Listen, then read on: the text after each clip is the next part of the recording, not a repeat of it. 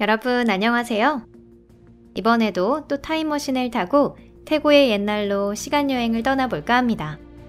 지구와 지구상의 생명이 다채롭게 모습을 바뀌는 일이 여러 차례 있었습니다. 다양한 지질시대가 존재했고 때로는 원래의 모습이 어땠는지 상상할 수 없을 정도로 많이 바뀌었는데요. 그럼 준비는 되셨나요? 바로 시작해보도록 하겠습니다.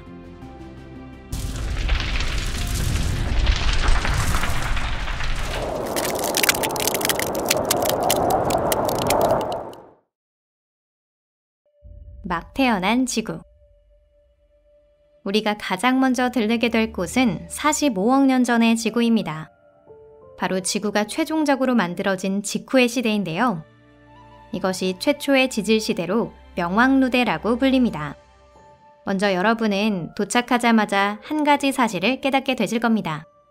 젊은 태양이 너무나도 약한 나머지 달을 볼 수 없다는 사실을 말이죠. 우리의 달은 아직 완성되지 않았습니다.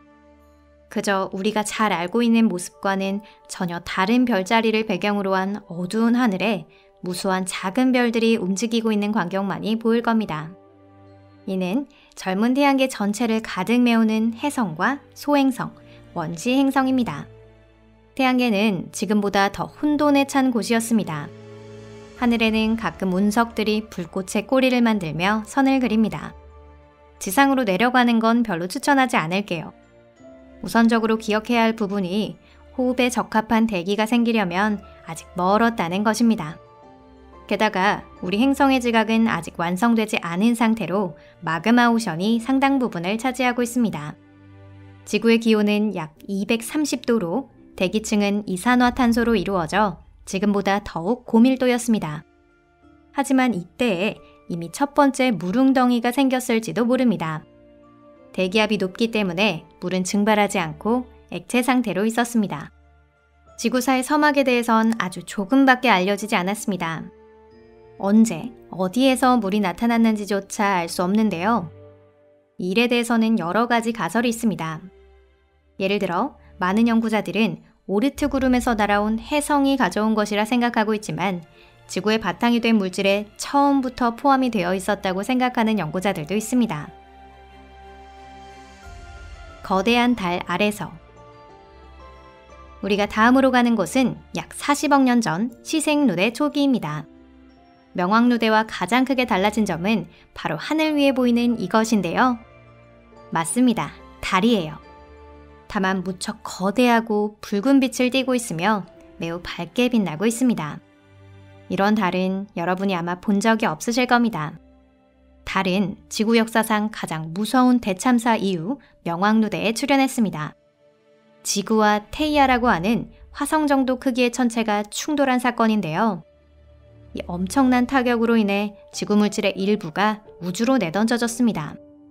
달은 바로 그 물질에서 만들어졌습니다. 시생누대 초기의 지구가 아직도 생물에게 가혹한 환경임은 한눈에 봐도 알 수 있는데요. 지각은 이제 막 생겨나기 시작한 참이라서 매우 얇고요. 소행성이나 해성이 우주에서 끊임없이 지구로 내려와 지각에 부딪히고 구멍을 만들기도 했습니다. 행성 표면의 광대한 부분은 아직도 마그마 호수 두성입니다. 달은 지금보다 지구와 더 가까운 위치에 있었습니다. 달이 지구를 도는 주기는 약 6시간이었고 그것은 지구의 하루 길이와 비슷했습니다.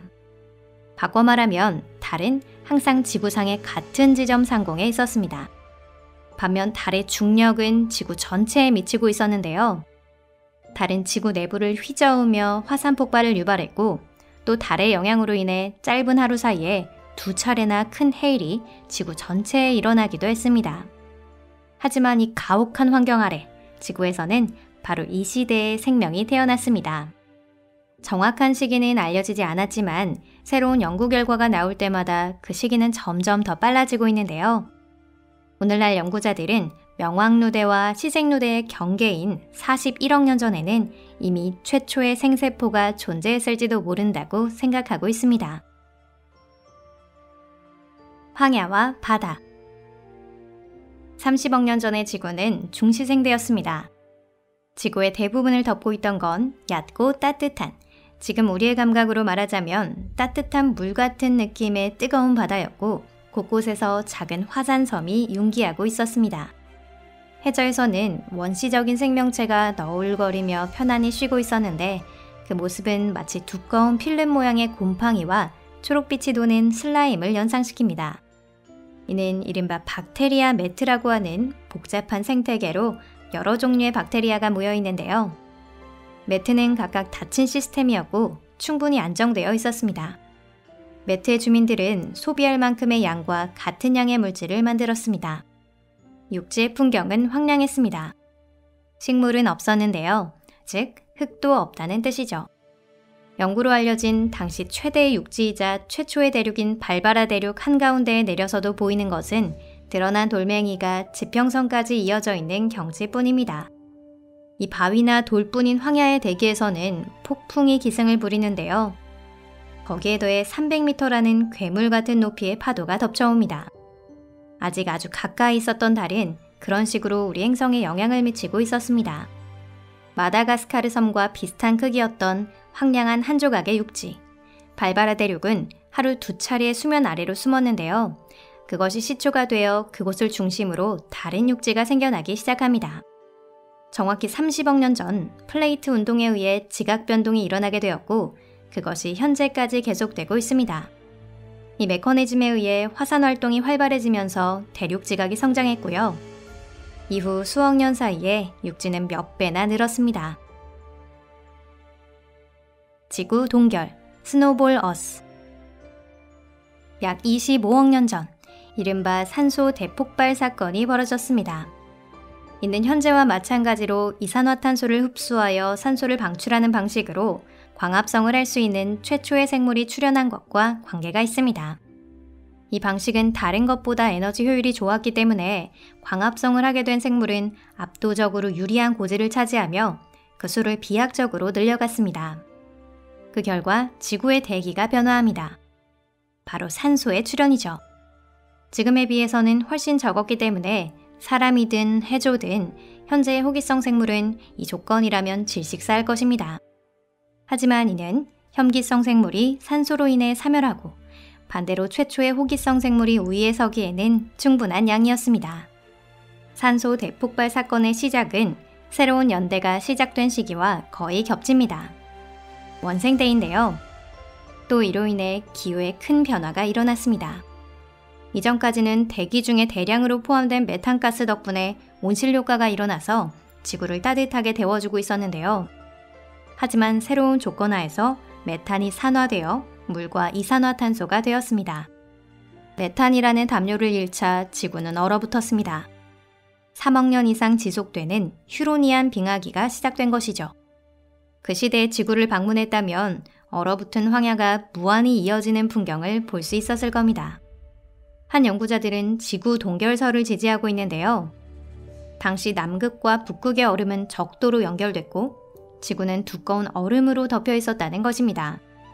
한편 장소에 따라 빙하기가 없었다고 생각하는 연구자도 있습니다. 하지만 휴로니안 빙하기가 놀라울 정도로 대규모로 그것도 아주 오랜 기간 지속됐다는 데에는 아무도 이견을 제시하지 않았습니다. 이 빙하기의 끝과 무슨 관련이 있는지에 대해서도 전혀 알려지지 않았는데요. 어쩌면 활발해진 태양 활동과 연관이 있는지도 모릅니다. 어쨌든 그럼에도 생명이 끊기는 일은 없었습니다. 비록 얼음 밑일지라도 말이죠. 약 21억 년 전 휴로니안 빙하 시대 말기나 그 시대가 끝난 직후 최초의 다세포 생물이 나타났습니다. 이른바 프랑스 빌 생물상 또는 가봉 다세포 생물인데요. 이는 직경 17cm 크기의 원형 또는 타원형의 생물로 해저에서 살았을 것으로 추측하고 있습니다. 안타깝게도 이 생물은 자손을 남기지 않고 멸종해버렸지만 적어도 위대한 대자연은 이로 인해 방향을 잡게 됩니다. 이 뒤를 이어 다세포 생물은 이미 개량된 형태를 갖게 되었습니다. 폭발을 앞두고 마지막으로 들릴 곳은 중원생대의 마지막 스텐 이야기와 신원생대 최초의 톤 이야기의 경계, 지금으로부터 10억 년 전입니다. 이때는 지루한 10억 년이 계속되고 있었는데요. 지구가 끊임없이 변화하는 것에 지친 것인지 18억 년 전에서 7억 년 전의 기간을 연구자들은 그렇게 부르고 있습니다. 지루한 10억 년 내내 대기와 해양의 화학 조성은 거의 변하지 않았습니다. 공기 중에는 약간의 산소밖에 없었고요. 생물의 진화 속도는 현저하게 느려졌습니다. 그 시절 큰 지각 변동은 일어나지 않았습니다. 지루한 10억 년의 전반 동안은 콜롬비아 대륙이 존재했지만 이윽고 천천히 분열되어 갔습니다. 우리의 방문에 앞서 대륙 조각들은 서로 모여들어 다른 대륙인 로디니아가 되었습니다. 10억 년 사이에 초대륙이 2개라는 건 매우 적은 수인데요. 비교를 위해서 말씀드리자면 지금부터 지난 6억 년 사이에는 5개의 초대륙이 존재했습니다. 로디니아 대륙 기슭에 서면 어두운 터키 블루색의 바다가 보였습니다. 그 기슭으로 파도가 밀려오고 있습니다. 바다의 색을 이루고 있는 건 황화수소를 생산하는 혐기성 시아노박테리아입니다. 바다 안의 산소는 거의 포함되어 있지 않았지만 수면 근처의 얇은 층은 예외였습니다. 그곳에는 호기성 미생물이 자라고 있었죠. 육지는 여전히 황무지로 남아있었지만 물가에 가까운 바위에는 이미 친숙한 박테리아 매트가 존재하고 있었습니다. 그 위에는 지의 식물이 자라고 있는데요. 이들이 최초의 육지 주민들이었죠. 또 동시에 장래에 매우 유리하게 작용할 유성생식을 하는 진핵생물이 나타나게 됩니다. 자, 이 지루한 10억 년이 끝나려면 앞으로 3억 년 정도 더 있어야 하는데요. 이후 1년의 대변동으로 인해 그 시대의 종지부가 찍히면서 지구는 얼어버리거나 극지의 얼음판이 양극으로 모이기도 했습니다. 빙하기가 끝난 이후 캄브리아기는 복잡한 다세포 생물에게 경이로울 정도로 풍부한 다양성을 가져다준 폭발과 함께 사라졌습니다. 하지만 그건 아시다시피 전혀 다른 이야기죠.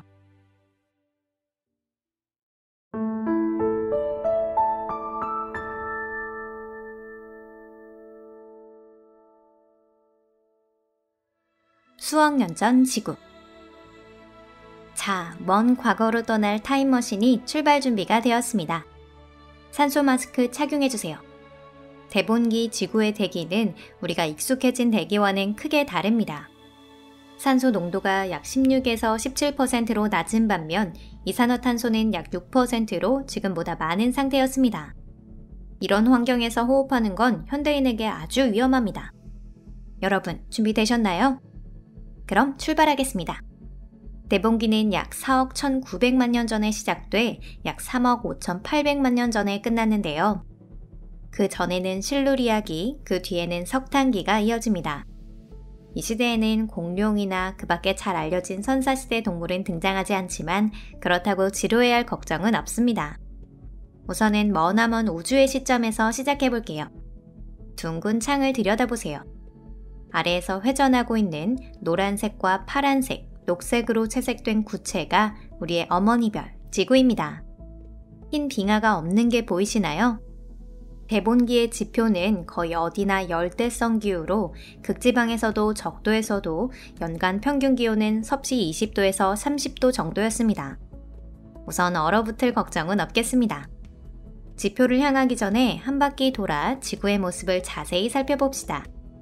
남반구의 대부분을 차지하는 큰 대륙이 보이시나요? 이것이 곤드와나 대륙입니다. 약 5억 5천만 년 전 에디아카라기부터 캄브리아기에 걸쳐 형성되었습니다. 적도상에 있는 약간 작은 대륙은 유라 아메리카 대륙으로 로렌시아 대륙과 발티카 대륙으로 이루어져 있습니다. 옆에 떠있는 작은 육지는 시베리아 대륙, 카자흐스탄이야 중국입니다. 여기서 수백만 년 후 석탄기가 되면 이들 대륙은 서로 이동하기 시작하면서 합체하게 됩니다. 최종적으로는 거대한 바다 판탈라사에 둘러싸인 하나의 육지, 초대륙 판게아가 형성되는데 지금 당장 거기까지 갈 필요는 없습니다. 바다의 왕국. 그럼 여러분, 강화를 시작할 테니 안전벨트를 매주시기 바랍니다. 우선 육지가 아니라 바다부터 살펴보죠. 유라 아메리카 대륙 연안의 적도 아래에 있는 따뜻하고 얕은 바다가 최적일 것 같습니다. 그리고 동물들에게 먹이를 주는 것은 안 됩니다. 현대의 음식은 아직 소화하지 못할 테니까요. 바다 밑까지 내려가 보겠습니다. 자, 보세요. 멋진 산호숲이 펼쳐져 있습니다. 오늘날에는 이보다 훨씬 적은 수의 산호밖에 존재하지 않습니다. 이 잔가지는 물속에 난 나무가 아니라 헤데렐리드로 분류되는 생물입니다. 믿기 힘드실 수도 있지만 이들은 식물이 아닌 동물인 것이죠. 현대 해면 동물에 가까운 콜로니형 생물로 석탄기 무렵에 완전히 멸종했습니다. 그리고 이쪽은 산호초와 비슷한 암초인데요. 다만 대본기의 암초는 산호가 아닌 시아노박테리아 또는 해면 동물의 기원인 스트로마토포로이데아로 이루어져 있습니다. 이들이 눈물겨운 노력을 이어간 기간은 수백만 년에 이릅니다. 보세요. 암초의 경사면 전방을 거대한 생물이 기어다니고 있습니다. 이 몸길이 2.5m의 괴물은 대본기를 대표하는 절지동물 중에서도 특히 눈에 띄는 대형 바다정갈 제켈롭텔스 레나니아입니다. 실루리아기에 삼엽충이나 당시 물고기들을 공포에 몰아넣었던 또 다른 괴물 프레리고투스의 먼 친척에 해당하는 생물입니다. 그런데 물고기라는 말이 나왔는데 그 숫자가 유난히 많다는 사실 깨달으셨나요? 이건 이상한 일이 아닙니다. 대본기는 어류의 시대라고도 불립니다. 캄브리아기에 등장한 턱이 없는 원시적인 물고기가 아직 다수를 차지하고 있었지만 턱을 가진 보다 진화된 물고기가 대체되려는 조짐도 이미 보이기 시작했습니다. 이곳의 기묘한 뱀장어와 같은 생물은 턱이 없는 물고기 피투리아 피스입니다. 오르도비스기에 번성했던 갑주어 중 가장 오래 살아남은 종 중 하나입니다. 그리고 이 몸길이 2m의 물고기는 오늘날 상어의 먼 친척벌인 크라도셀라케입니다. 대본기에는 낚아올리는 순간 누구라도 탄성을 터뜨릴 만한 거대 물고기가 많이 존재했답니다. 예를 들어 안쪽에서 우아하게 헤엄치고 있는 거구는 최대 7m가 넘는 리조두스목 물고기입니다. 아, 저쪽에는 둔클레우스테우스도. 잠시만요. 이쪽으로 오는 것 같은데요? 둔클레우스테우스는 팜피류라고 하는 과거 갑주어로 불린 대형 어류의 일종입니다. 대본기 동안 그들은 그야말로 바다의 왕자들이었는데요. 단단한 갑옷을 입은 몸길이 6m, 몸무게 약 1톤의 거구를 과연 누가 상대할 수 있었을까요? 아마 인간도 무리겠죠? 이쯤 되면 우리도 슬슬 작별하는 것이 좋을 것 같습니다. 만일 이들에게 삼켜지기라도 하면 나중에 과학자들이 대본기에 왜 현대 호모사피엔스의 흔적이 있는지 골머리를 앓게 될 테니까요. 자, 이제 바다헌터와 작별하고 육지와 지구에서 가장 오래된 숲을 만나보도록 하겠습니다. 양치식물 숲. 휴, 간신히 무사히 탈출했습니다. 둔클레우스테우스도 여기까지는 따라오지 못하겠죠? 대본기 초기에 육지는 아무것도 없는 황량한 상태였지만 생명이 서서히 그 땅을 뒤덮어가고 있었습니다.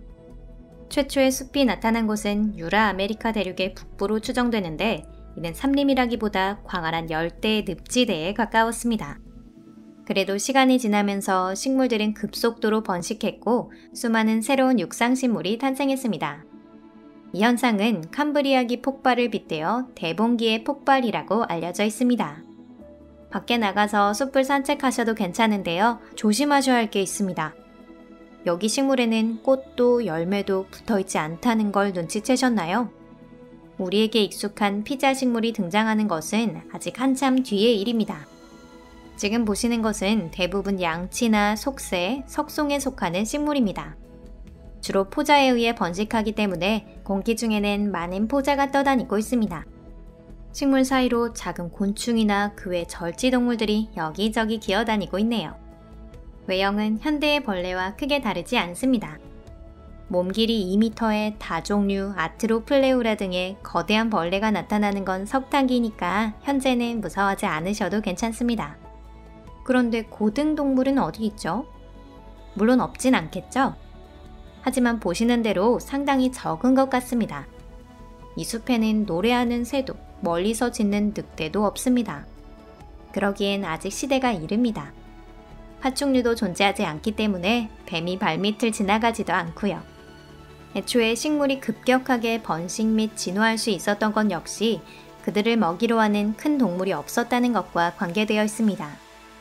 바다의 세계와는 달리 대봉기의 육상식물에겐 천적이 거의 존재하지 않았던 것이죠. 하지만 동물의 세계에도 여러분에게 소개해드릴 수 있는 재미있는 에피소드가 있습니다.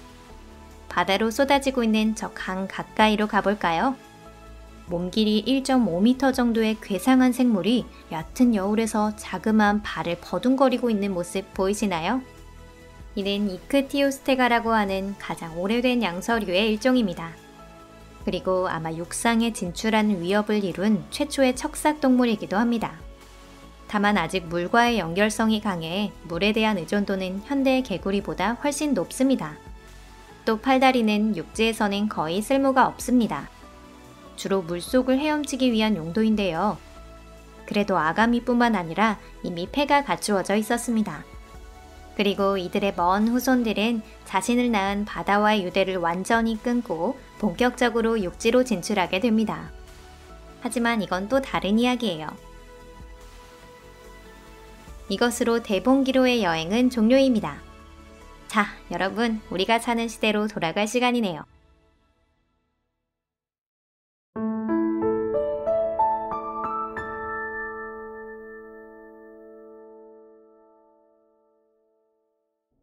이번에 방문할 시기는 바로 석탄기. 육지는 광대한 늪지대로 덮여있고 거대한 양서류, 또 그것만큼이나 거대한 곤충이 활보하던 시대입니다. 석탄과 산소의 시대. 석탄기는 고생대라 불리는 시대 구분의 끝에서 두 번째에 해당하는 지질시대입니다. 약 3억 5,900만 년 전에 시작돼 약 6천만 년 지속됐는데요.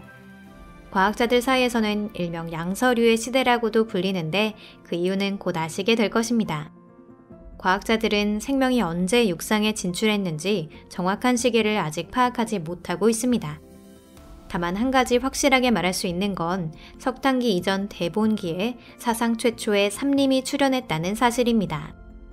그 숲은 아르카에옵테리스 등 원시적인 식물로 구성되어 있었습니다.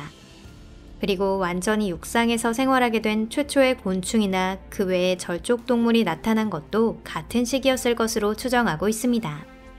대봉기의 식물은 아직 원시적이고 뿌리가 약해 꽃이나 열매도 없었습니다. 피자식물이 등장한 건 훨씬 뒤의 일입니다. 원초의 식물은 현대의 초식동물로 보면 무방비하고 빈틈투성이인 존재나 다름이 없었습니다. 그나마 다행인 건 당시는 아직 초식동물 자체가 그다지 많지 않았고 있다 하더라도 아직 원시적인 생물뿐이었습니다. 따라서 식물은 아무런 위협도 받지 않고 그저 바람으로 포자를 흩뿌리면서 큰 어려움 없이 대지를 덮어나갔습니다. 이렇게 지구는 이미 상당히 녹화된 상태로 석탄기를 맞이했습니다. 그리고 이러한 환경이 바로 이 시대에 두 가지 큰 특징을 가져왔습니다. 우선 첫 번째, 대기 중에 있어서의 기록적인 산소량입니다. 산소의 양이 점차 증가하며 과학자의 추계에 따르면 대기 중의 산소 농도는 석탄기 초기 단계에서 이미 35%에 달했다고 합니다. 이는 현재보다도 훨씬 높은 농도입니다. 그리고 두 번째로는 지면을 덮는 견고한 토양을 들 수 있는데요. 석탄기가 시작될 무렵까지 육상에는 광대한 습지대가 형성되었습니다. 마른 식물은 이러한 늪지대에서 지금처럼 부패하지 않고 석화되어 가다가 석탄으로 거듭났습니다. 이제 여러분도 왜 이 시대가 석탄기라고 불리는지 아시겠죠? 석탄기 초기, 지구에는 유라아메리카 대륙과 곤드와나 대륙이라는 두 개의 초대륙이 존재했습니다. 그것이 3억 3,500만 년 전 무렵부터 부딪히기 시작하며 더 큰 초대륙 판게아가 형성되었습니다. 이렇게 육지가 하나가 되면서 생명은 지상에서 점점 수를 늘려가며 서식지를 넓혀간 것입니다. 석탄기는 대부분의 기간 동안 평균 기온이 20도 안팎에 이르는 매우 온난한 시대였습니다. 하지만 3억 2,300만 년 전에는 남극 주변으로 빙하가 형성되어 현대와 같이 확대되거나 후퇴했을 가능성이 있다고 과학적으로 입증되었습니다. 온난한 기후를 좋아하는 석탄기 생물들이 이러한 한랭기에 어떻게 순응하며 살아갔을까요? 경이로운 몬스터와 그 서식지. 여기서부터는 석탄기 정글에 살았던 놀라운 생물들을 소개하겠습니다. 그 중에서도 가장 먼저 다루고 싶은 것은 바로 거대한 절지동물입니다. 나무들 사이를 날아다니는 건 거대한 잠자리 메가네오라입니다. 그 날개의 길이가 70cm나 됩니다. 한편 나무의 밑둥으로 시선을 옮기면 2.5m가 넘어가는 거대한 노래기 아트로플레우라가 먹이를 찾아 기어다니고 있습니다. 아트로플레우라와 함께 있는 것은 같은 종에 속하는 친척인 거대 전갈 풀모노스 코르피우스. 몸체의 길이가 무려 70cm까지 성장하기도 했다는 것 같습니다. 더 나아가 담수로 된 호수나 강, 늪지대에는 대봉기에 탄생한 지구 사상 최대의 절족동물 바다전갈이 살고 있었습니다. 바다전갈에 속하는 생물로 석탄기에 서식했던 것은 몸 길이 2m의 히페르톱테루스입니다. 등딱지로 덮인 인간 사이즈의 절족동물이라고 하면 지금은 게임에서나 등장하는 적군 캐릭터의 모습처럼 들릴지도 모르겠지만 당시에는 정말로 존재했다고 합니다. 이러한 절지동물의 놀라운 다양성은 확실히 석탄기라고 하는 시대가 만들어낸 성과였습니다. 그 중에는 심지어 하늘을 나는 바퀴벌레나 현대의 기준으로 보면 꽤 거대한 빈대도 있었습니다. 먹이도 공기도 충분하고 경쟁 상대도 그리 많지 않았으니 이들에게는 그야말로 천국이지만 곤충 공포증이 있는 사람이라면 지옥 같은 세계가 펼쳐져 있었을 것입니다. 여기서 공기에 대해 한 가지 말씀드리고 싶은데요. 여러분, 지금 있는 곤충이나 그 동료인 진해, 거미 등이 왜 그렇게 거대해지지 못했는지 궁금하신 적은 없으신가요? 그 이유는 바로 대기 중의 산소량 때문입니다. 동물은 몸이 크면 클수록 많은 산소를 필요로 하는데요. 그런데 절지동물의 호흡기 시스템은 고등생물보다 더 원시적인 구조를 하고 있어서 현대의 환경에서는 아트로플레우라나 메가네우라 크기까지 성장하기에 충분한 산소를 공급할 수 없습니다. 이를 위해서는 3억 6천만 년에서 3억 년 전과 같은 조성의 대기가 필요합니다. 참고로 석탄기에 광대한 양치숲에 생식하고 있던 건 절지동물뿐만이 아닙니다. 이크티오스테가 등 총기류라 불리는 어류를 조상으로 하는 양서류는 대봉기 후기에 이미 출현했지만 그들이 전성기를 맞이한 것은 이 석탄기였습니다. 당시 최대급의 대형 양서류 중에는 에오기리누스라고 하는 박쥐와 악어를 합친 것 같은 생물이 있었습니다. 몸 길이가 4.5m를 넘는 종류도 존재했습니다. 에오기리누스는 주로 물속에서 생활했지만 육지로 기어오르는 능력도 가지고 있었을 겁니다. 당시 생태계에서 현대의 악어와 비슷한 위치를 차지했을 것이라 추정하고 있습니다. 게다가 알케오사우루스과 양서류 또한 대형화에 성공했는데요. 그 중에는 세계에서 가장 키가 큰 것보다 크고 악어를 많이 닮은 플라티포사우루스 등도 포함됩니다. 또한 같은 정도의 관록이 있는 양서류로서 에리옵스나 카페투스도 등장합니다. 현대의 작은 양서류와 비교하면 마치 거인 같은 모습입니다. 그들이 과연 무엇을 먹고 있었는지 예측하기는 어렵지만 아마 초식계도 있고 곤충을 잡아먹던 종도 있지 않았을까요? 어느 쪽이든 먹는 것에 어려움은 없었을 겁니다. 석탄기는 파충류가 탄생한 시대이기도 합니다. 현재 스코틀랜드에서 발견된 소형 반수생생물 웨스트로시아나는 양서류에서 파충류로 이행하던 도중의 생물이었던 것 같습니다.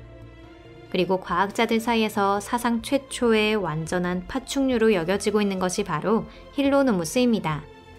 도마뱀 같은 모습을 하고 있지만 이는 어엿한 육생생물입니다. 그 외에도 현재 미국에는 페트롤라코사우루스가, 체코에는 불피아와 코에로스 테가스가 서식하고 있었습니다. 그들은 모두 양서류보단 진화된 생물이었지만 당시엔 아직 자연계의 한 구석에 머무르고 있는 존재였습니다. 그들의 시대가 오는 건 조금 후의 일입니다.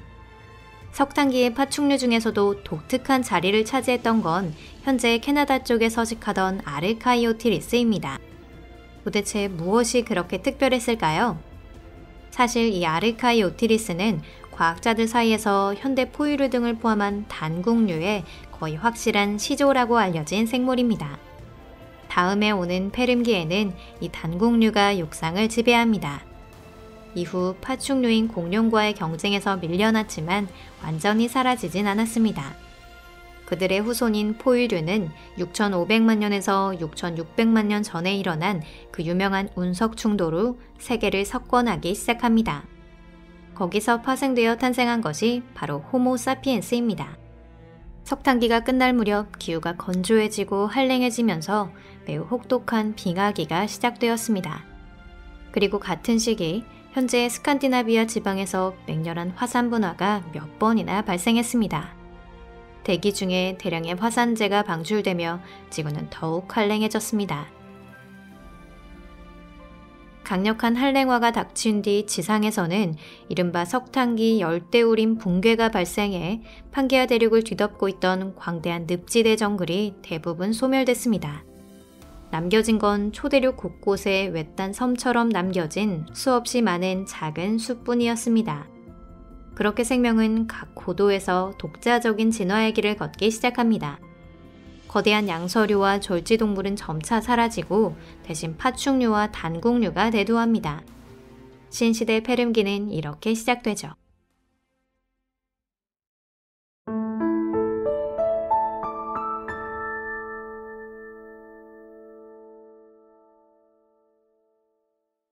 이번에 방문하는 건 페름기, 즉 공룡이 출현하기 전의 지구입니다. 신기한 몬스터와 포유류 조상 등 다채로운 발견들이 여러분을 기다리고 있습니다. 페름기의 세계. 페름기는 이른바 고생대의 마지막 시대로 석탄기가 끝나기 2억 9,890만 년 전에 시작되어 삼척기로 대체되기 2억 5,190만 년 전까지 약 4,700만 년 동안이나 지속되었습니다. 석탄기 지구의 육지는 극지를 제외하고 거대한 양치식물이나 쇠뜨기, 석송이 우거진 다습하고 거대한 늪지였습니다. 풀숲에는 수미터나 되는 거대한 곤충과 매우 큰 양서류가 서식하고 있었습니다. 지구 지질 역사상 대기 중 산소 농도가 가장 높았던 시대도 바로 이때입니다. 페름기 초반, 지구는 변화하고 있었습니다. 석탄기에 형성된 유일한 초대륙 판게아는 아직 남아있었지만 더 이상 늪지가 아니었습니다. 석탄기에 있던 양치숲이라는 단일 생태계가 상실되면서 조건이 다른 수많은 섬으로 나뉘었습니다. 석탄기에는 극지를 제외한 육지 전역에 거의 같은 동식물이 퍼져 있었지만 페름기가 되자 서로 다른 몇 개의 생물 군계가 형성되었습니다. 예를 들어 테티스해라는 큰 바다 연안은 수뷸한 열대 우림으로 뒤덮여 있었지만 남북에서는 이런 것들이 조금씩 사라지고 고온 건조한 광활한 사막으로 변해갔습니다. 반면 사막의 끝에는 온대림과 초원이 펼쳐져 있었습니다. 페름기 초기의 극지에는 꽤 큰 극관이 있었는데 역시 대략 2억 9,300만 년 전에는 후퇴하게 됩니다. 대기 중 산소량은 현대에 가까운 수치까지 감소했고 기후는 더욱 건조해지며 전체적으로 시원해졌습니다. 거대한 절지동물은 멸종되거나 소형화되었습니다. 양서류에게는 그나마 행운이었는데요. 현재의 양서류와 비교하면 아직 몬스터 같은 모습을 하고 있었지만 세계는 더 이상 그들의 세상이 아니었습니다. 다른 종이 등장한 것이죠. 단국류 천하. 먼저 페름기는 파충류가 처음으로 번영했던 시대입니다. 석탄기에 출현한 파충류는 양서류나 절지동물에 비해 기후변화를 훨씬 잘 이겨냈습니다. 새로운 기후대가 파충류에게 많은 기회를 주었죠. 당시 생태적 지위에 공백이 많이 있었기에 그 부분을 파고든 것입니다. 양서류와 파충류 사이를 연결하는 고리라고 알려진 그룹이 몇 가지 있는데요.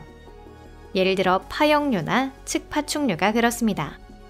측파충류를 대표하는 세이무리아형 암흑 유생은 아직 아가미가 남아있었지만 성체는 폐로만 호흡을 했습니다.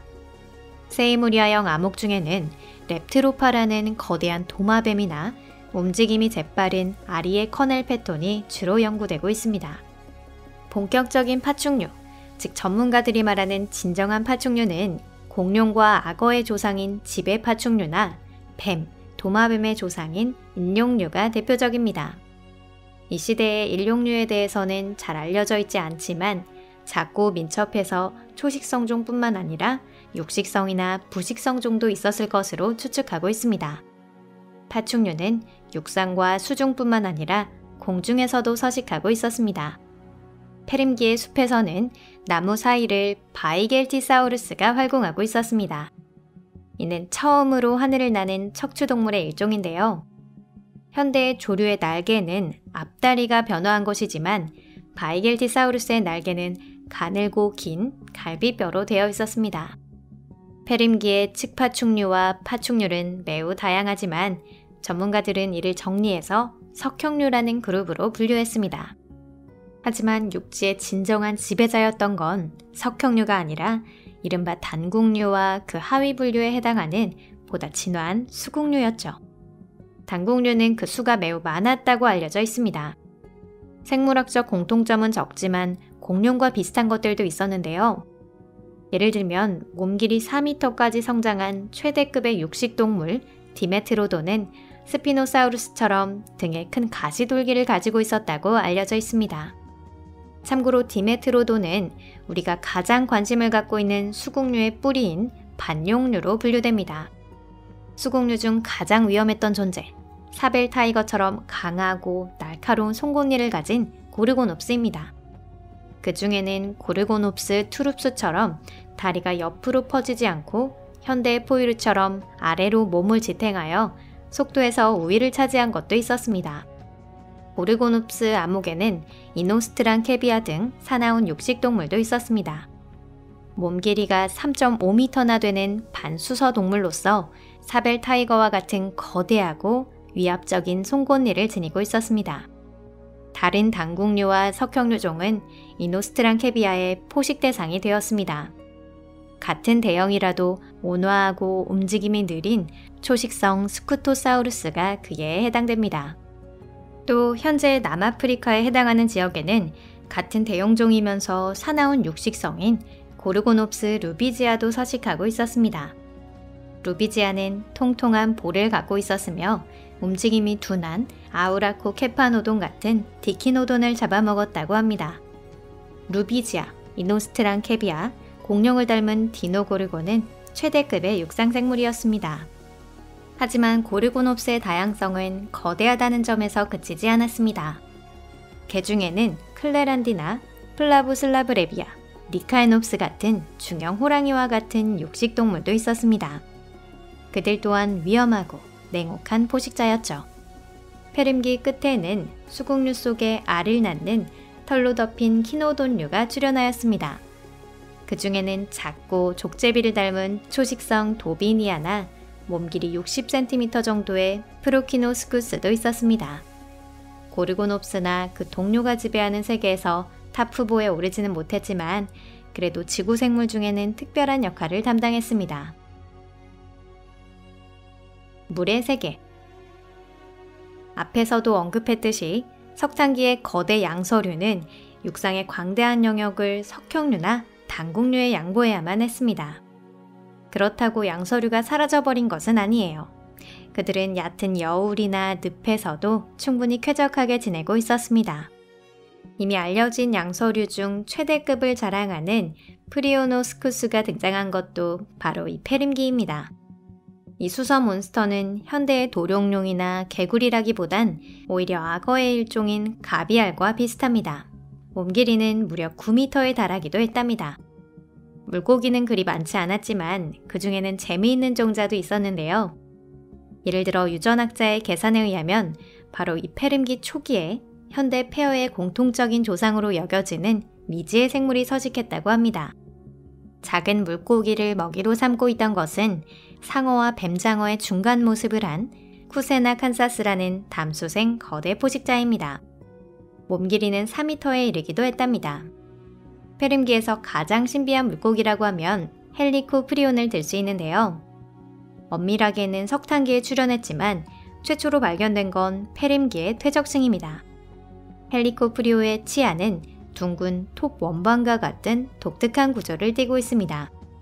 전문가들이 나선형 이빨이라고 부르는 이 원반은 프리코프리온의 아래턱에 있습니다. 나선형 치아가 어떻게 식사에 사용되었는지는 알 수 없는데요. 고생물학자들은 그동안 헬리코프리온이 물 밑바닥을 갈아서 연체동물을 잡았을 것으로 추측해왔습니다.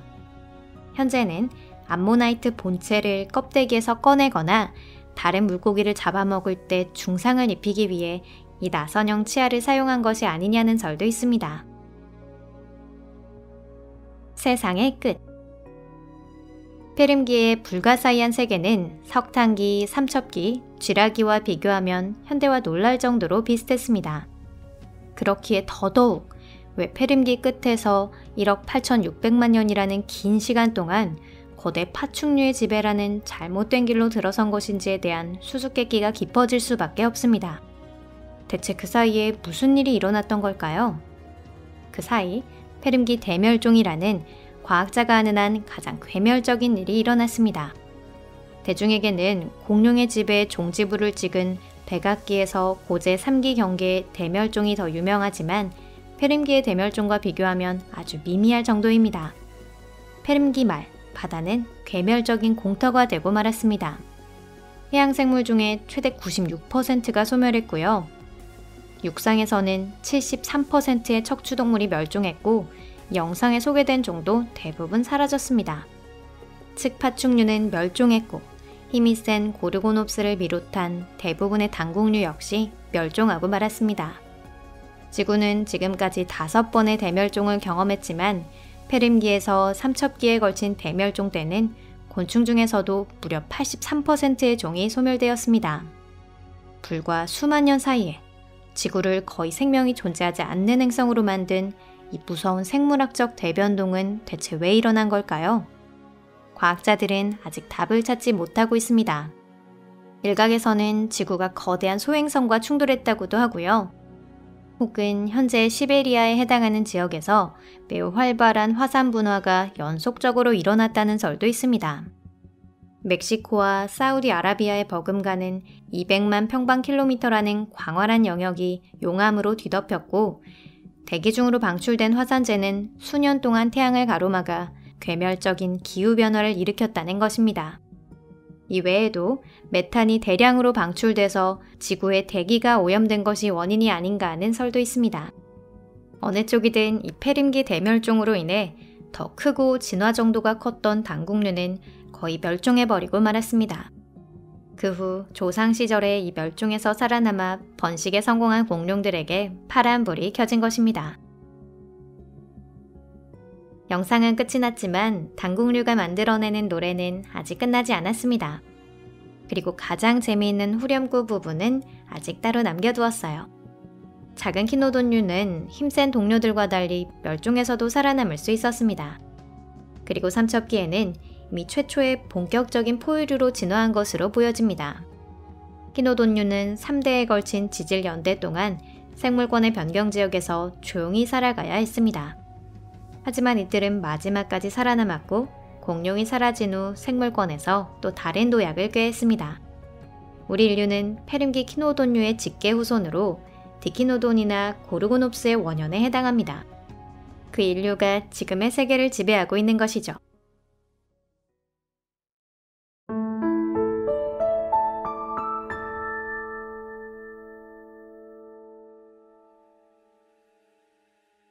이번 주제는 삼첩기인데요.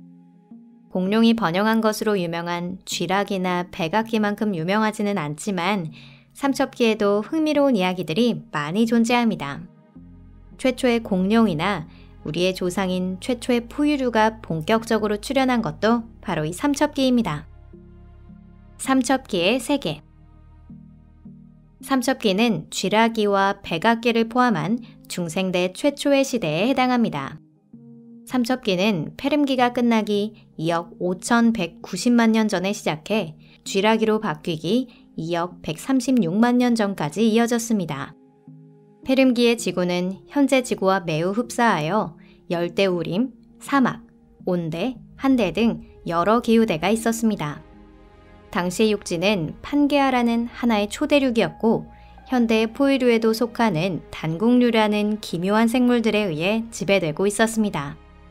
힘이 강한 육식종 고르고놉스나 얌전하고 움직임이 느린 초식종 디키노돈도 이 당국류의 일종입니다. 페름기와 고생대를 끝낸 무서운 멸종은 이들 생물의 지배에도 종지부를 찍었습니다. 또한 바다에 서식하는 방대한 수의 생물종도 멸종되었는데요. 유명한 삼엽충이 소멸한 것도 이 무렵입니다.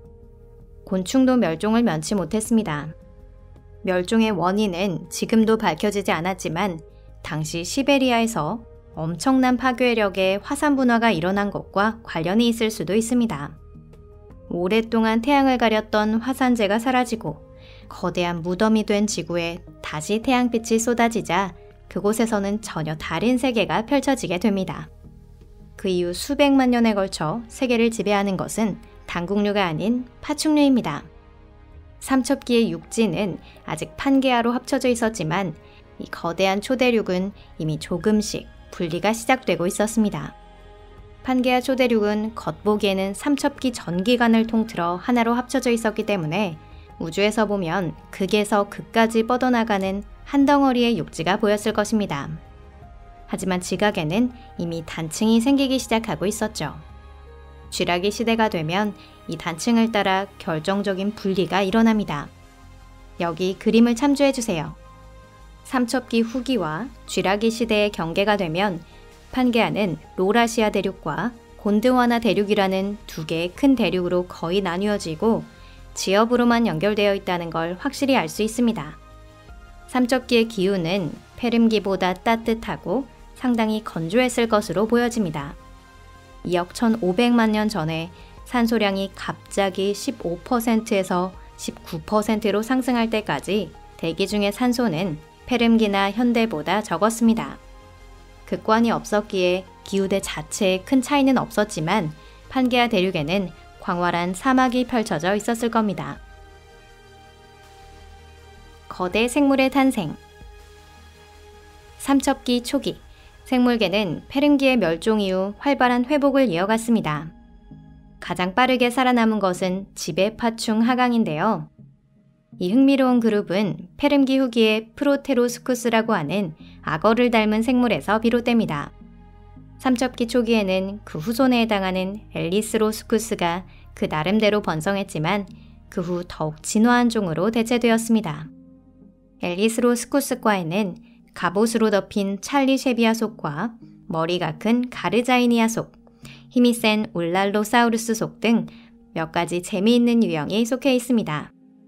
모두 위험한 생물로 몸길이 6m 가까이 되는 꽤 큰 포식자입니다. 대형 단국류는 멸종했기 때문에 삼첩기 초기의 육상에서 이들 생물에 대항할 수 있는 것은 없었습니다. 그런데 삼첩기 중기에서 후기가 되자 엘리스로스쿠스와 근현종 사이에 경합이 시작되었습니다. 처음으로 본격적인 공룡이 출현한 것도 이 무렵인데요. 이는 에오랍토르이라고 하는 비교적 소형이긴 하지만 움직임이 빠른 포식자입니다. 적어도 움직임이 둔한 엘리스로스쿠스를 앞질러서 발빠르게 사냥감을 발견했을 가능성이 높았습니다. 삼첩기 말기에는 거대한 공룡이 출현합니다. 예를 들어 갑옷으로 덮인 반수서 포식자 피토사우루스가 그렇습니다. 피토사우루스류에서 대표적인 종은 몸길이 12m에 달하는 스미로스쿠스라는 거대한 악어입니다. 그 밖에도 몸 길이가 7m에 달하는 사나운 에브라 아시아도 서식했습니다.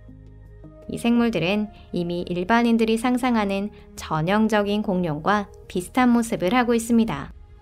다른 파충류 그룹들도 대항 세력으로 나섰는데요. 예를 들어 오르니토스쿠스가 그렇습니다. 이는 공룡과 악어가 조금 변형된 하이브리드 같은 생물로 인간보다 조금 큰 정도로 비교적 작았지만 강인한 다리 덕분에 힘이 강하고 민첩했습니다. 하지만 삼첩기 후기에는 공룡이 다른 파충류와의 진화 경쟁을 제압하고 곧 세계를 지배하게 될 조짐을 보이게 됩니다. 삼첩기 공룡 중에는 육식뿐만 아니라 초식인 것도 있었는데요. 그중 가장 큰 몸집을 자랑하는 것이 현재 유럽에 서식하고 있던 거대한 플라테오사우루스입니다. 몸체 길이는 12m나 됩니다. 공룡뿐만이 아니다. 다른 초식성 파충류는 훨씬 소형이었지만 흥미로움에서는 지지 않는데요.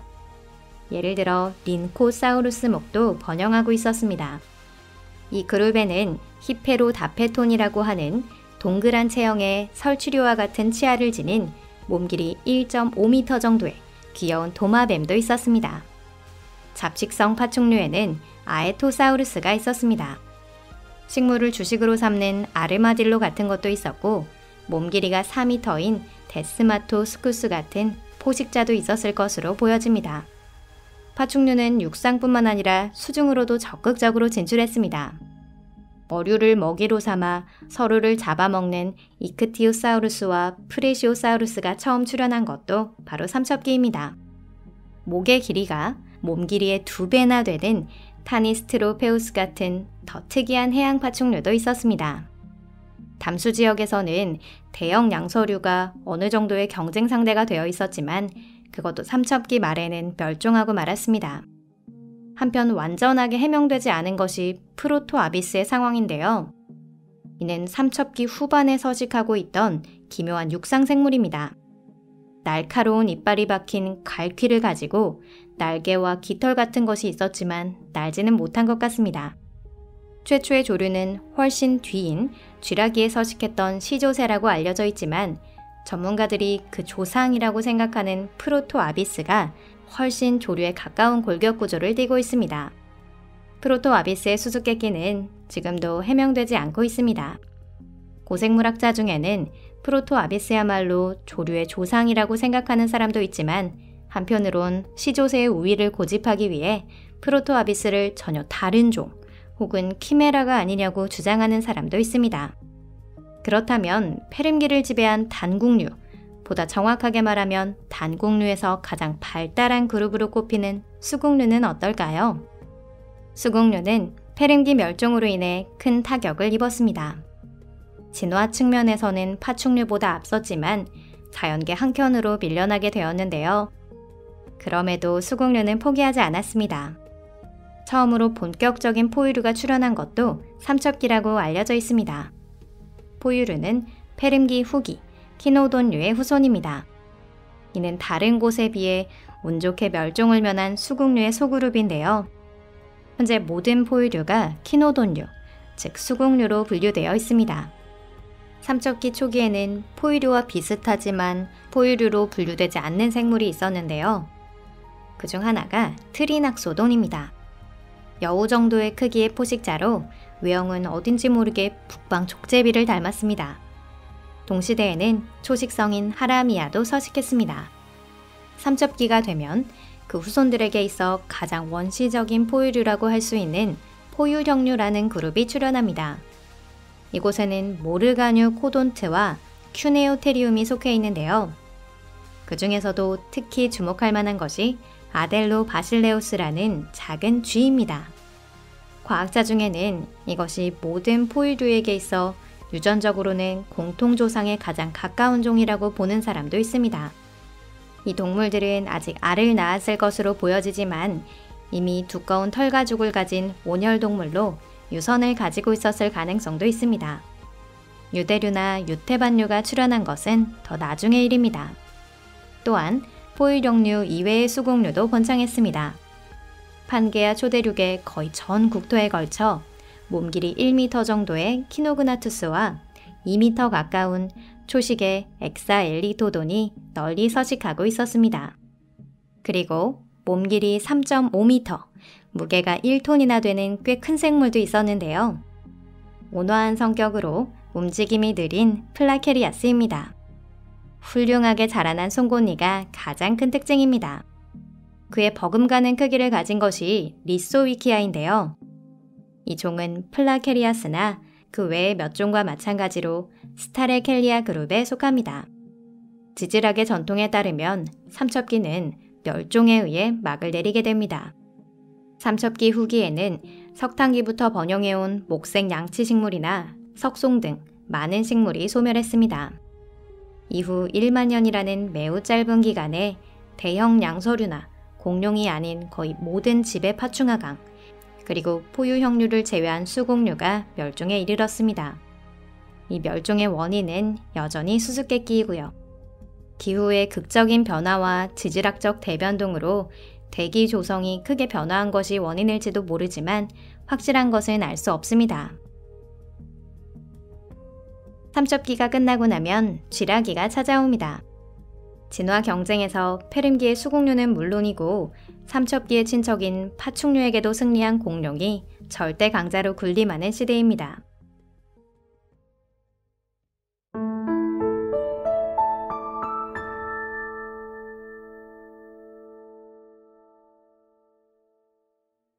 쥐라기를 듣고 사람들이 공룡을 연상하게 된 건 아마 이 영화 때문일 겁니다. 쥐라기엔 여러분의 상상을 뛰어넘는 재미있는 일들이 정말 많았습니다. 공룡의 왕좌. 고생물학에 익숙하지 않은 사람들이 쥐라기에 대해 갖고 있는 전형적인 이미지는 어떤 게 있을까요? 현재 열대지역과 같은 정글에서는 크고 작은 공룡들이 서로 쫓고 쫓기기를 이어가고 있습니다. 그중 가장 큰 덩치를 가진 것은 물론 티라노사우루스. 티라노사우루스는 이들 중 최강으로 어떤 생물도 단숨에 먹어치워버립니다. 다만 하늘을 날 수 있는 프테로닥틸루스만은 예외입니다. 육지는 북극에서 남극까지 모두 정글로 뒤덮여 있으며 모든 곳이 온난하고 겨울은 존재하지 않습니다. 여러분들의 상상도 이와 비슷한가요? 과학자들은 쥐라기를 삼첩기와 백악기 사이에 두고 있습니다. 대략 2억 100만 년 전에 시작되어 1억 4,500만 년 전까지 5,600만 년이 유지되었다고 합니다. 쥐라기는 생물의 대멸종에서 시작되었습니다. 하지만 이는 공룡이 멸종한 이유기도 한 백악기 고제 3기의 멸종 혹은 멸종하기 쉽지 않은 곤충까지도 포함해서 멸종해버린 페름기의 대멸종 정도로 큰 규모는 아니었습니다. 하지만 그럼에도 불구하고 수많은 종이 그 희생양이 되었습니다. 이 삼척기부터 쥐라기에 걸쳐 일어난 멸종으로 인해 당시 해양생물의 약 20%를 차지하고 있던 코노돈트라고 불리는 칠성장어와 닮은 물고기가 자취를 감추게 되었습니다. 또 육지 위에서는 여러분이 아시는 공룡의 먼 친척벌 되는 포식성 파충류 크루로타르시가 큰 타격을 입게 됩니다. 멸종의 원인은 알 수 없지만 한 가지 알 수 있는 것은 1만 년도 안 된 급격한 기간 동안에 일어난 멸종이었다는 것입니다. 그리고 우리에게 무엇보다 중요하고 흥미로운 것은 이 멸종이 후에 공룡이 번성할 수 있는 환경을 만들어 주었다는 것입니다. 의외라고 느껴지시겠지만 가장 오래된 공룡은 삼첩기에는 이미 남아메리카에 출현한 것으로 알려져 있습니다.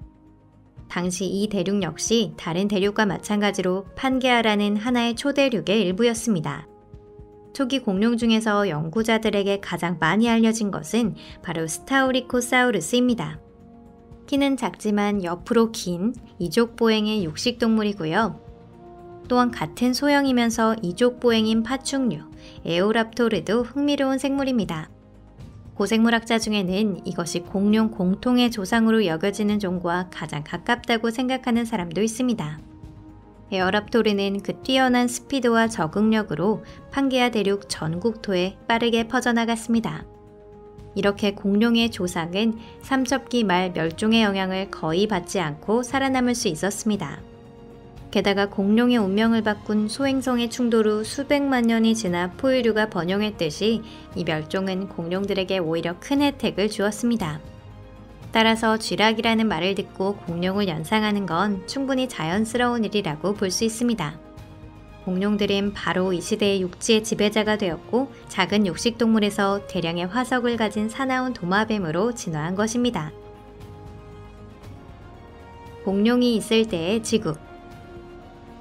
여기서 또 한 가지 흥미로운 사실이 있는데요.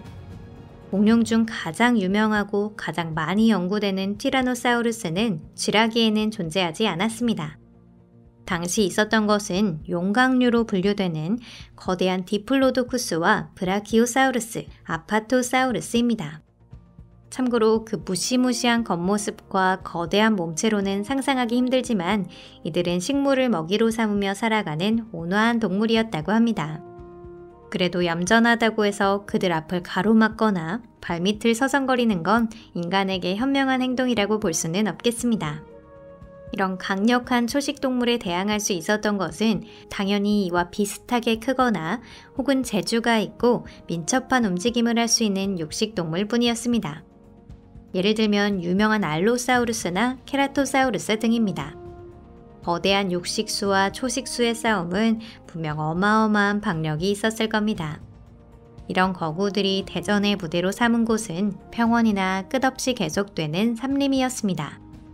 희자식물은 아직 없었지만 현대의 소나무나 쿠프레수스와 비슷한 것은 이미 존재하고 있었습니다. 그들의 라이벌은 은행나무나 소철나무입니다. 현재 소철류는 주로 열대지방에서만 서식하며 은행나무는 단 한 종류만 남아있는데요. 하지만 쥐라기엔 지금보다 훨씬 다양한 종이 온 세상을 덮고 있었습니다. 쥐라기의 지리를 보여주는 지도는 현재 우리가 알고 있는 것과 크게 다릅니다. 쥐라기 전반에는 아직 판게아 대륙이 존재하고 있었지만 그 후 서서히 분열됩니다. 약 1억 7,500만 년 전에는 완전히 로라시아 대륙과 곤드와나 대륙으로 갈라졌습니다.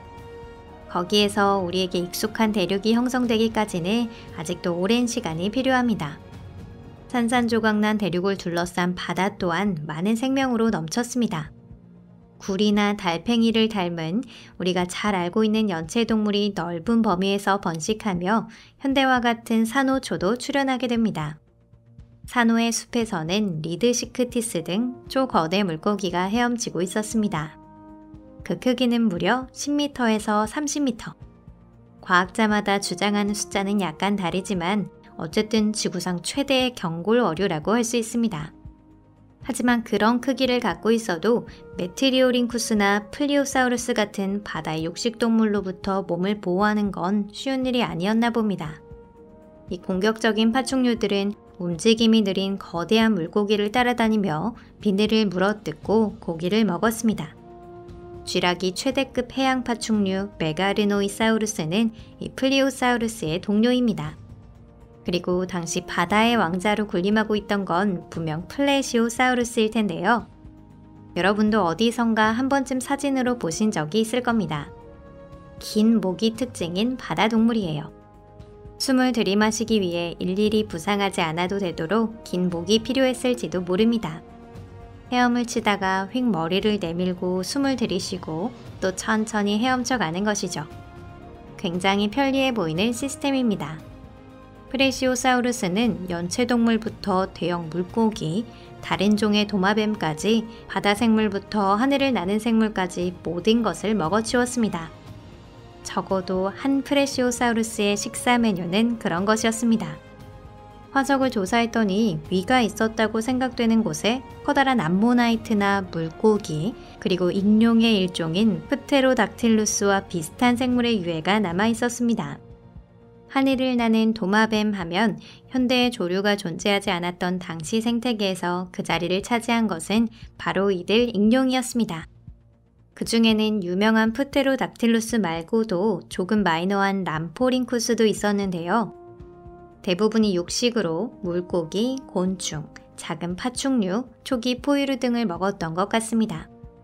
쥐라기 후기에는 아케옵테릭스라는 동물도 있었습니다. 까마귀 정도의 크기로 이 하늘을 나는 생물은 과학자들 사이에서 큰 센세이션을 일으켰는데요. 깃털을 가진 가장 오래된 생물이었기 때문입니다. 따라서 현대 조류의 조상인 시조새로 기록되었습니다. 하지만 오늘날 대부분의 고생물학자들은 사건이 그렇게 단순하지 않으며 아케옵테릭스는 오히려 진화하지 못하고 소멸한 종이라고 생각하고 있습니다. 이러한 다채로운 생명의 분화 속에서 트리코노돈이나 쥐라마이아와 같은 소형으로 채모에 덮인 온열동물은 거의 눈에 띄지 않는 존재였습니다. 겉보기에는 쥐와 가까웠으며 아마도 작은 육식동물이거나 시체를 먹고 살았을 것으로 추정됩니다. 맞습니다. 아시다시피 그들은 포유류입니다. 하지만 당시는 아직 진화 단계로 보면 약간의 괴종과 같은 존재였습니다. 덧붙여 현재의 유태반류, 유대류, 단공류가 가지치게 된 것은 이 쥐라기의 시대입니다. 공룡의 그림자에 숨어 살았던 이들은 수천만 년 후 자신들의 후손에게 어떤 운명이 기다리고 있는지 알 길이 없었습니다. 일반적인 이미지와 달리 쥐라기는 세계 모든 곳이 다 열대기후였던 것은 아닙니다. 물론 따뜻한 장소를 좋아하는 산호의 서식지는 현재보다 훨씬 넓고 극지에도 삼림이 우거져 있었습니다. 하지만 과학자들은 온대 지역 위도에서 혹독한 추위와 눈이 내리는 겨울이 있었다는 증거를 발견했습니다. 거대한 공룡이 무릎까지 쌓인 눈 속을 활보하고 있는 광경, 여러분은 쉽게 상상이 가시나요? 이 시대의 종언. 쥐락이 말기가 되자 날씨가 서서히 한랭해지고 습도가 높아졌습니다.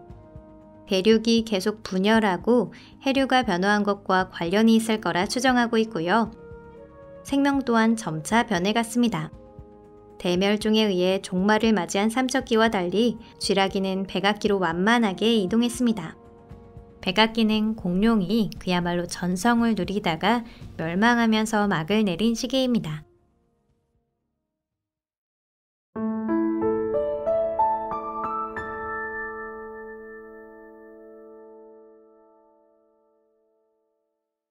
지금까지 지구 역사의 다양한 지질 시대들을 소개해 왔는데요. 이번에는 그 중에서도 가장 재미있는 백악기에 대해 다룰 때가 온 것 같습니다. 이번 영상을 보시고 나면 공룡과 그 같은 시대를 살았던 생물에 대해 방대한 지식을 안고 가실 수 있을 겁니다. 물론 멸종에 관해서도 언급할 거예요. 실은 거기에도 비화가 있거든요. 공룡의 왕국. 고생물학을 잘 모르는 보통 사람이 공룡이라고 했을 때 쥐라기를 연상하는 건 아마 유명한 영화 쥐라기 공원 때문일 겁니다. 하지만 사실 공룡이 전성기를 맞은 것은 백악기 시절입니다. 티라노사우루스, 트리케라톱스, 벨로키랍토르 등 특히 유명한 종이 살았던 것도 바로 이 시대입니다. 대략적으로 말하자면 백악기야말로 공룡이 가장 다양했고 모든 대륙과 기후대에 서식하던 시대입니다. 그럼 그 무수한 공룡이 지배하던 무렵에 지구는 어떻게 되어 있었을까요? 중생대를 구성하는 삼척기, 쥐라기, 백악기의 세 시기 중에서 가장 긴 시대가 바로 백악기입니다. 1억 4,500만 년 전에 시작되어 7,900만 년이나 지속되었죠. 백악기에 앞선 쥐라기가 끝날 무렵부터 지구적인 한랭화가 시작되었습니다. 이런 상태는 백악기 초까지 계속되었지만 그래도 기후는 지금보다 온난했습니다. 북극이나 남극의 지역도 어느 쪽인가 하면 현재 북유럽과 비슷했습니다. 때때로 눈이 내리는 정도로 영구동토는 산악부에만 존재했죠. 이런 조건 아래에서 백악기 끝까지 살아남은 독특한 극지삼림이 형성되었습니다. 백악기 초기에 한랭화가 끝나자마자 온난화가 진행되었고 약 3천만 년 동안 덥다고 말할 수 있을 정도의 기후가 극지를 제외한 지구의 거의 전역으로 퍼졌습니다. 예를 들면 열대의 바다에서는 표층의 수온이 최고 42도씨가 된 지점도 있었습니다. 이 정도로 높은 기온은 곧 해수면의 상승을 의미합니다. 당시의 지구에는 많은 섬과 작은 대륙이 있었는데요. 예컨대 북미 지역은 남북으로 긴 바다를 사이에 두고 서쪽의 라라미디아와 동쪽의 에팔리치아 두 대륙으로 나뉘어져 있었습니다. 하지만 삼척기나 쥐라기와 달리 백악기, 특히 그 후기의 세계를 우주에서 보면 쉽게 지구라고 인식할 수 있었을 겁니다. 대륙의 윤곽은 많이 다르지만 어딘가 익숙한 형태를 띠고 있기 때문이죠. 거인의 그늘에 가려. 따뜻한 백악기 전기, 그리고 덥다고 할 수 있을 정도의 중기의 기후는 공룡이나 하늘과 바다에 있는 근현종에게 실로 이상적인 환경이었습니다. 육상은 공룡이 군림하고 있었지만 놀라울 정도로 다양한 생물권도 그와 함께 존재했습니다. 일반인을 대상으로 한 백악기에 관한 과학기사나 동영상은 찾아보면 많이 있는데요. 이런 소재의 대부분은 공룡이 차지하지만 어찌 보면 당연한 일입니다. 하지만 이번에 저희는 그 그늘에서 살고 있던 종에 주목해보고자 합니다. 어느 쪽이든 흥미롭다는 점에서는 다르지 않을 거예요. 현대의 포유류와 비슷한 생물은 백악기보다 훨씬 전에 등장했습니다. 최근 연구를 통해 태반동물과 난생동물의 갈래는 쥐라기인 1억 8,700만 년 전에 생겨난 것으로 밝혀졌습니다. 백악기의 포유류는 전체적으로 몸집이 작았고 부육, 곤충, 식물, 그리고 공룡, 알 등을 먹이로 삼았습니다. 그 수는 꾸준히 증가했고 적어도 몇몇 장소에서는 포유류가 공룡보다 많을 정도였습니다. 개별종에 관해 알려진 것은 거의 없지만 그중 몇 가지를 소개해 볼게요. 백악기 전기, 현재 중국에 해당하는 지역에 서식했던 것은 난생 또는 태생으로 추정되는 작은 몸집의 에오마이아와 유대류인 시노델피스라는 생물입니다. 둘 다 겉모습은 쥐와 비슷합니다. 보다 큰 종류도 존재했습니다. 예를 들면 쥐라기에 등장했던 고비 코노돈류가 북반구 전역에서 발견되었습니다. 몸 길이는 50cm 정도의 주머니쥐와 비슷한 동물입니다. 썩은 고기나 곤충을 먹이로 삼았으며 도마뱀이나 작은 공룡 같은 척추동물도 포식했다고 합니다. 백악기 후기에는 현대의 포유류로 이어지는 생물이 등장했을 것이라 추정하고 있습니다. 최고 영장류인 플루가트리우스나 플레시아다피스의 발견은 백악기 말 이후인 팔레오세 시대였습니다. 하지만 유전자 데이터를 기초로 한 전문가의 계산에 따르면 영장류는 8,700만 년 전에 등장했다고 하는데요. 어쩌면 백악기에 살았던 영장류를 아직 발견하지 못한 것뿐일지도 모릅니다. 참고로 이들 영장류나 앞에서 서술한 팔레오세의 생물들은 외모도 생활 양식도 현대의 원숭이보단 다람쥐와 더 비슷했습니다. 백악기에는 방대한 수의 포유류가 나타났던 것 외에 또 하나 기적 같은 진화가 있었습니다. 몇십억 년이라는 역사 속에서 처음으로 지구가 진정한 의미의 꽃을 피운 것인데요. 현재의 피자식물은 고등식물 가운데 가장 다양하지만 항상 그랬던 것은 아닙니다. 육상에 처음으로 출현한 나무나 풀은 고사리에 가까운 모습이었습니다. 석탄기의 유명한 열대우림은 바로 이런 식물들로 이루어져 있었습니다. 백악기 초기 이후의 시대의 삼림은 대부분이 침엽수입니다. 현화식물이라고도 불리는 피자식물이 언제 출현했는지는 알 수 없지만 아마도 쥐라기에서 백악기로 변화하는 지점일 것이라 추정하고 있습니다. 예를 들어 아르카이 프룩투스나 가장 오래된 꽃으로 생각되는 몬트세키아는 백악기 초기에 존재했습니다. 겉모습이 아름답지는 않은 수초였지만 번식을 통해 새로운 종을 만들며 서식처를 늘려나갔습니다. 그리고 수천만 년 사이에 그 작은 꽃의 자손이 지구상의 식물을 확 바꾸었습니다. 백악기 후기의 화석에서는 현대의 참나무, 너도밤나무, 단풍나무, 목련과 비슷한 종이 자주 발견됩니다. 피자식물과 함께 곤충도 출현하였고 그들의 생활 양식은 수분과는 때려야 뗄 수 없는 관계가 되었습니다. 예를 들면 가장 오래된 벌은 백악기 말에 서식했습니다. 만약 타임머신을 손에 넣어 이 시대로 갈 수 있다면 디플로도쿠스를 탈 수 있을 뿐만 아니라 태초의 꽃에서 채취한 꿀을 맛볼 수 있을지도 모릅니다.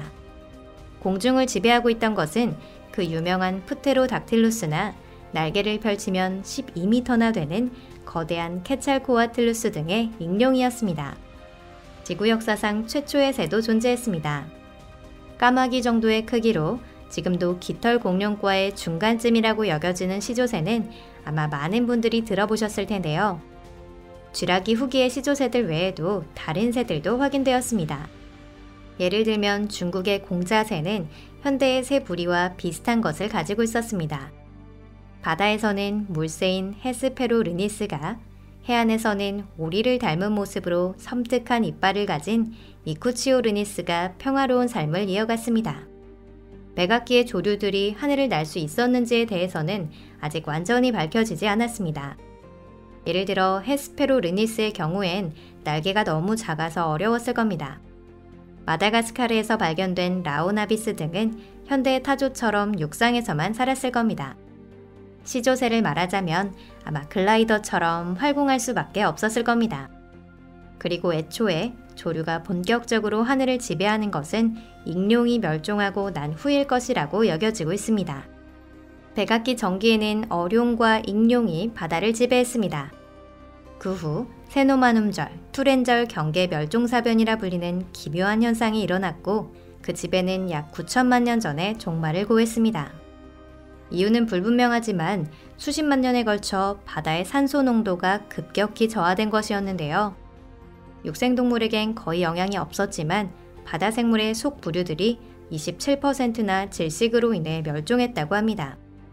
그 후 바다의 주인이 된 것은 유명한 플레시오사우루스입니다. 출현한 것은 2억 300만 년 전인 삼첩기부터지만 세노마눔절, 투렌절 경계 멸종사변 후 식물 연쇄의 정점에 설 수 있었습니다. 그 밖의 포식동물로는 수많은 상어나 거대한 틸로사우루스 등이 있습니다. 이들은 현재의 경골 어류와 비슷한 것을 먹이로 삼고 있었습니다. 암모나이트와 불가사리, 산호도 다수 번영하고 있었습니다. 한 시대의 끝. 여기까지 현재의 지구와 비슷하면서도 다른 세계에 대해 알아보았습니다. 당시의 지구는 전체적으로 석탄기보다 현재와 훨씬 비슷하지만 달랐는데요. 자연계에서는 신구종들이 치열하게 싸우면서 지구 환경은 무자비하게 변했습니다. 공룡의 몰락은 시간 문제였죠. 6,600만 년 전, 현재의 유카탄 반도에 낙한 그 유명한 운석은 그 흐름을 가속시킨 것에 지나지 않습니다. 운석설이 과학자들 사이에서 정착되기 이전인 20세기, 일부 보생물학자들은 공룡, 익룡, 어룡의 멸종을 생물권의 다양한 원인에 의한 것으로 생각했습니다. 예를 들면 공룡 알이나 무방비한 새끼를 무수히 늘어나는 포식성 포유류가 전부 먹어치웠다는 설도 있었습니다. 현재 공룡의 멸종은 운석 혹은 운석 낙하 후의 급격한 기후변동이 주된 원인이라고 여겨지고 있습니다. 먼지가 오랜 시간 태양을 뒤덮어 몇 년이고 몇백 년이고 낯없는 밤이 이어지기 시작했습니다. 이와 함께 극심한 한랭화도 일어나며 더위를 좋아하는 공룡은 멸종되고 말았죠. 하지만 시대에 뒤떨어진 생물권 가설에도 일말의 진실은 있습니다. 결과적으로 조류와 포유류가 살아남아 증식하여 텅 빈 생태적 지위를 순식간에 메우게 되었으니까요. 늦든 빠르든 보다 현대적인 종이 공룡을 대체했을 것입니다. 그러니 운석이 떨어지지 않았더라도 현대의 플레시오사우루스나 티라노사우루스를 볼 수는 없었을 겁니다. 백악기의 아름답고도 모순된 세계는 어쨌든 멸망할 운명이었습니다.